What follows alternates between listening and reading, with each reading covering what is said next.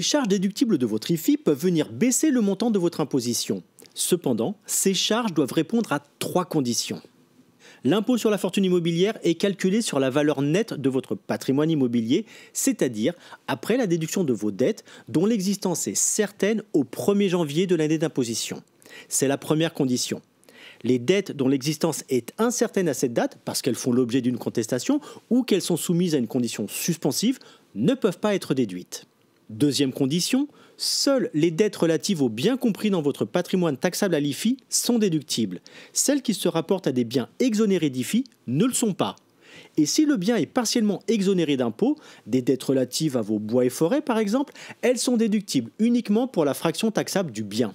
Enfin, troisième condition, pour être déductible, une dette doit être effectivement à votre charge ou à celle d'un membre de votre foyer. Votre conjoint, partenaire de Pacs, concubin ou vos enfants mineurs. Si vous détenez un bien en usufruit, vous pouvez déduire les dettes relatives aux charges d'entretien, puisqu'elles vous incombent, mais pas celles relatives aux grosses réparations, puisqu'elles pèsent sur le nu propriétaire. Les loueurs ne déduisent pas les charges qui incombent normalement à l'occupant du bien, comme la taxe et la surtaxe d'habitation sur la résidence secondaire. Quand les 3 conditions sont remplies, vous pouvez déduire les dettes relatives à l'achat de biens ou droits immobiliers, aux travaux d'entretien, de réparation, d'amélioration, de construction et d'agrandissement, ou aux impôts qui pèsent sur la propriété, comme la taxe foncière par exemple.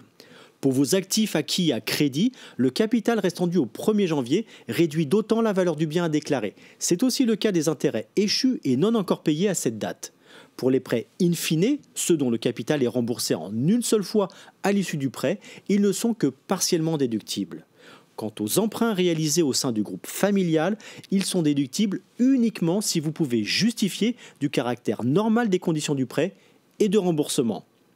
Enfin, lorsque la valeur de votre patrimoine taxable excède 5 millions d'euros, l'éventuelle fraction des dettes qui dépasse 60% de cette valeur est plafonnée à la moitié de son montant.